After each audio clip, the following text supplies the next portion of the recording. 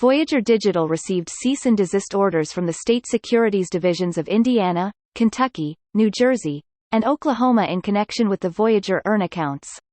These orders generally assert that Voyagers are offering and selling securities or investment contracts in the form of Voyager earn accounts unregistered with the applicable state. Voyager is in ongoing communications with these state regulators to better understand the terms in their respective regulatory orders and to clarify certain statements in the orders that Voyager believes are inaccurate. If, as, and when effective, the orders will generally prohibit Voyagers from offering new Voyager earn accounts or accepting additional assets into existing Voyager earn accounts in the impacted states. If, as, and when effective, some of these orders will permit existing Voyager earn account customers to continue earning rewards on existing balances until Voyager has resolved such orders.